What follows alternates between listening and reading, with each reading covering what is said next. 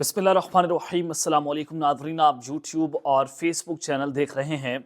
मैं राना उज़ैर हूँ।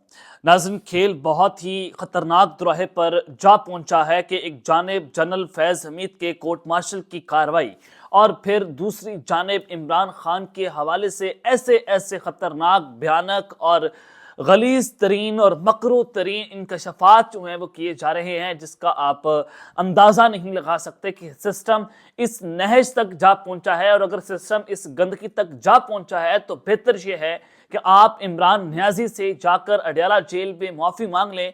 वो बड़े कद का शख्स है, वो आपको माफ़ कर देगा। खबर ये है कि जनाब कप्तान पर एक नया कातिलाना हमला जो है उसके हवाले से एक खबर चलवाई गई है। और फैसल वाडा, आप सब जानते हैं वो कहाँ से बात करते हैं। फैसल वाडा ने ऐसा होलनाक किस्म का इंकशाफ कर दिया है और सारे का सारा इल्ज़ाम बुशरा बीबी के ऊपर लगा दिया गया है।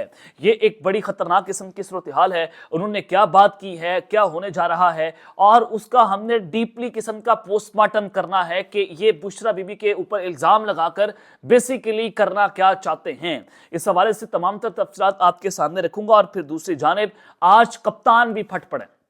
आज कप्तान बोला है और फिर उन्होंने साथ ही army chief general Asim Munir से एक अपील की, एक दरख्वास्त, एक राब्ता की है। जनाब ये एक होना चाहिए। आज खान साहब की जो स्टेटमेंट है वो बड़ी इंपॉर्टेंट है। बंद कमरों के अंदर इस वक्त क्या चल रहा है, तमाम तर तफसीलात आपके सामने रखनी है। लेकिन आगे बढ़ने से पहले आप सबसे दरख्वास्त के चैनल को जरूर सब्सक्राइब कर लें, बेल आइकन को दबा दें। आने वाली तमाम तर अपडेट्स आपकी खिदमत में बर वक्त पेश होती रहें।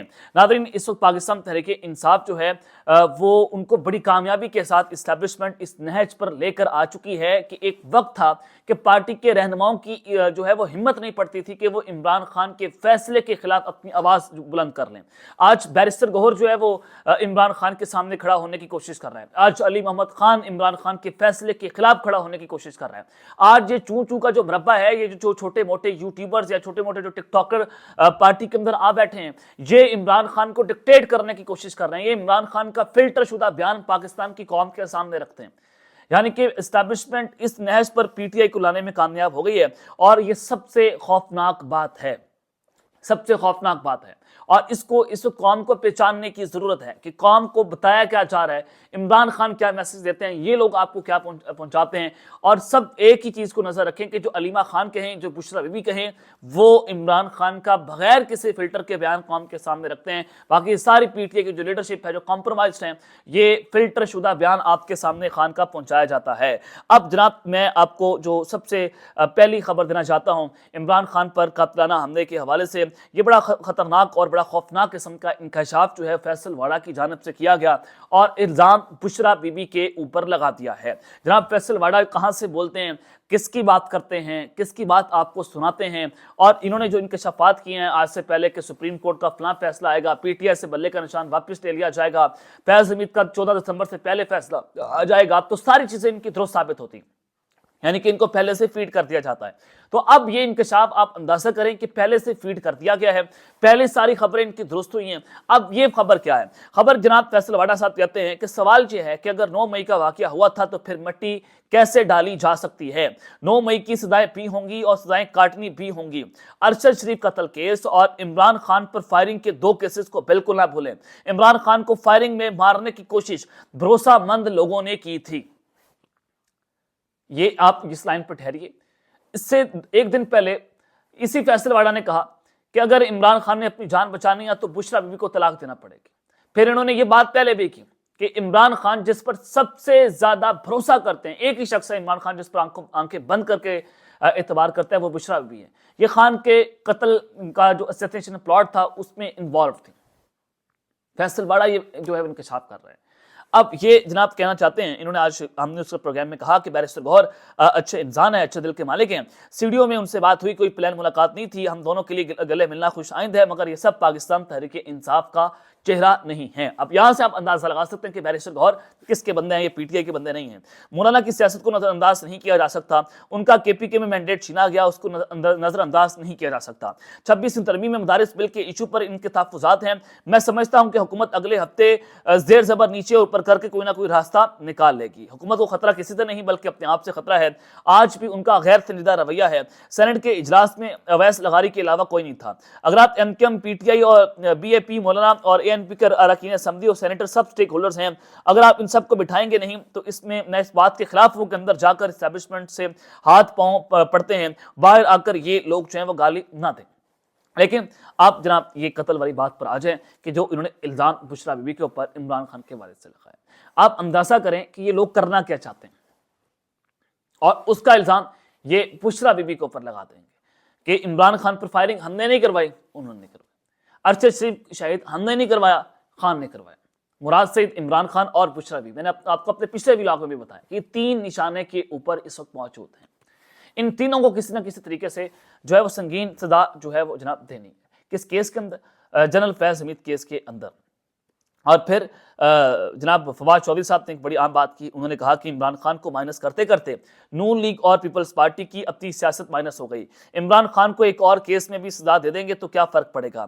2 سالوں میں عمران خان کا متبادل آپ پیدا نہیں کر سکے۔ انہوں نے کہا کہ 1990 کی دہائی میں صدر، وزیر اعظم اور آرمی چیف کا ایک ٹرائکا تھا، پھر ایک وقت آیا جب چیف جسٹس نے صدر کی جگہ لے لی، اب ایک ٹرائکا ہے، وہ ٹرائکا حکومت اور اسٹیبلشمنٹ اور عمران خان کا ہے۔ یہ ٹرائکا جب فریم ورک میں چلا تو ملک کی ترقی کی، اس کے برعکس ملک نہیں چلا۔ حکومت نے فیصلہ کرنا ہے کہ معاملات کو الجھانا ہے، سلجھانا ہے۔ عمران خان کا آپ ان کو مائنس کرتے کچھ نہیں کر سکتے۔ جوڈیشری مائنس ہو گئی، اس وقت کوئی میکانزم نہیں ہے۔ 2018 اور 1988 کے الیکشن میں کوئی فرق نہیں تھا، لیکن 2024 کے الیکشن میں فرق تھا۔ یہ جناب جو ہے وہ فیصل جناب فواد چودھری صاحب نے باتیں کی کہ اس وقت یہ جو ہے وہ صورتحال ہے، لیکن عمران خان صاحب بھی بھرپور طریقے سے جناب پھٹ پڑے ہیں۔ بند کمروں کے اندر جو ہے وہ اس وقت کیا صورتحال ہے۔ جناب عمران خان صاحب نے کہا کہ ہم اداروں سے کہتے ہیں، یا آرمی چیف سے انہوں نے یہ درخواست کی ہے کہ ہم اداروں سے کہتے ہیں کہ جو لوگ عوام اور فوج کو آمنے سامنے لانے کا کام کر رہے ہیں انہیں پہچانے اور روکیں، ہم اپنے ملک کو ٹوٹنے نہیں دیں گے۔ اب کون لوگ کام کر رہے ہیں؟ یہ جو حکومت چاہتی ہے، حکومت فوج اور عوام کو ایک دوسرے کے آمنے سامنے لانے کی کوشش کر رہی ہے کہ پھٹا پڑے، سول وار لانا کرے شروع ہو جائے، اور اس کا سب سے بڑا بینیفیشری کون ہوگا؟ حکومت ہوگی کہ یہ 9 مئی کی پردے کی آڑ میں چھپ کر انہوں نے غلط بریفنگز دے کر اسٹیبلشمنٹ کو، اداروں کو جناب اپنے لیے ایک پورا ماحول بنانے کی جو ہے کوشش کی۔ پھر عمران خان نے کہا کہ جنرل ڈائر کا قتل جو قتل عام انہوں نے کیا تھا وہ 100 سال بعد بھی منظر عام پر آیا تھا۔ اس وقت نہ کیمرے تھے نہ میڈیا تھا۔ اب ثانیہ 26 نومبر کوئی نہیں بھولے گا، سب سامنے آ جائے گا۔ پھر عمران خان صاحب جو ہیں جب کمرہ عدالت کے اندر آئے، وہ روسٹرم پر آئے، توشہ خانہ 2 کیس کی سماعت ہو رہی تھی۔ اب اسپیشل جج ہیں جج شاہ رخ ارجمن صاحب، خان صاحب نے ان کو مبارکباد دی کہ جج صاحب مبارک ہو، آپ کی پروموشن ہو گئی۔ اب جج صاحب کے جو ہے ان کی ظاہر ہے جج صاحب نے کوئی اتنا خاص اس کے اوپر رد عمل نہیں دیا۔ وہاں کھڑے پاکستان تحریک انصاف کے جو وکلا تھے وہ بہت حیران تھے کہ جج صاحب کی اس پروموشن کے حوالے سے خان صاحب کو کیسے پتہ ہے۔ تو پھر عمران خان نے بتایا کہ میں نے آج اخبار میں پڑھا، پھر شام کو خبر آئی کہ اسلام آباد ہائی کورٹ چیف جسٹس عامر فاروق نے 2 نام جوڈیشل کمیشن کو بھجوا دیے ہیں، ان میں سے ایک جج جو ہے وہ شاہ رخ ارجمن کا بھی ہے۔ یعنی کہ عمران خان کو سزا دینے والے ججز جو ہیں ان کی پروموشن ہونا اس وقت جناب شروع ہو چکی ہے۔ اب آپ اس پوری سچویشن کے بعد اندازہ لگائیں کہ اس وقت ملک کے اندر دوبارہ سے زبان بندی جو ہے کی جا رہی ہے۔ آپ نے وہ سنا ہوگا کہ تو یہیں ہار گیا ہے میرے بزدل دشمن، مجھ سے تنہا کے مقابل تیرا لشکر نکلا۔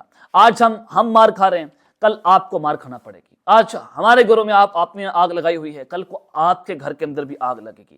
ہمیں گھروں سے اٹھا کر بدترین ٹارچر کر کے، تشدد کر کے آپ ہمارے ضمیر کو دبانے کی کوشش کر رہے ہیں، آپ ہماری آواز کو دبانے کی کوشش کر رہے ہیں۔ اب بھی آپ دھمکیاں دیتے ہیں کہ اگر آپ نے خان کا نام لیا تو آپ کو اٹھا کر ہائی ڈوز دی جائے گی۔ اب بھی آپ یہ کہتے ہیں کہ آپ خان کا نام اپنی ویلاگز کے اندر نہ لیں، لیکن جناب خان صاحب کا نام نہ لینے سے اگر ملک کی معیشت جو ہے وہ جناب وہ امریکہ سے اوپر چلی جائے گی، ہم دنیا کی سپر پاور بن جائیں گے، تو صاحب بسم اللہ، میں خان کا نام نہیں لوں گا، صاحب بسم اللہ، آئیں بیٹھ کر بات کرتے ہیں۔ لیکن جناب یہ ایک وقت جو ہے وہ ایک جیسا نہیں رہے گا۔ آج ہماری باری ہے، کل کو یہ آپ کی باری بھی آنی ہے۔ آج آپ کا وقت ہے، کل کو ہمارا وقت بھی آئے گا۔ آج آپ ضمیر کی آواز کو، یہ ہمارا وقت آ گیا کہ ہم جو ہے اپنی ضمیر کی آواز کو سنیں۔ This is the right time to take the step against the military establishment interference in Pakistan politics. اس کے علاوہ آپ کے پاس کوئی حل نہیں ہے کہ آپ اگر اس انٹرفیئرنس کے خلاف آواز نہیں اٹھائیں گے، اب کس چیز کا ڈر ہے؟ آپ مجھ پر پابندی لگا رہے ہیں کہ خان کا نام نہ لیں، یہ پاکستان کی جمہوریت ہے۔ آپ ملک میں اتھارٹیرین رجیم لے کر آ رہے ہیں. آپ ملک میں ایک شخص فیصلہ کر رہا ہے کہ اس کا نام نہیں لینا, اس کا نام لینا ہے. کسی کے باپ کا ملک تو نہیں ہے سر. یہ 25 کروڑ عوام کیا کیڑے مکوڑے ہیں؟ ایک جواب آپ اس چیز کا دے دیں کہ 25 کروڑ عوام کیا بلڈی سویلینز ہیں؟ جو آپ کہتے ہیں ہمیں کہ آپ یو آر بلڈی سویلینز, کتنے مارو گے, کتنا مارو گے, کتنا تشدد کر لو گے؟ مار مار کر آپ تھک جاؤ گے, پھر چھوڑنا پڑے گا. پہلے بھی آپ نے ہمیں مار مار کر تھک گئے, آپ کو چھوڑنا پڑا. اب آپ جس جنریشن سے پنگا لے بیٹھے ہیں, اس جنریشن نے 20-30 سال ووٹ دینے, اور وہ اس ظلم کے خلاف اگلے 20-30 سال ووٹ دے گی. آپ اس کا کچھ نہیں بگاڑ سکتے. بہتر یہ ہے, حل یہ ہے کہ آپ بیٹھ کر بات کریں. آپ جتنا مارو گے, جتنا آپ تشدد کرو گے, جتنی بار ننگا کرو گے, یہ جنریشن ہم آپ کے سامنے اتنا کھڑے ہو جائیں گے.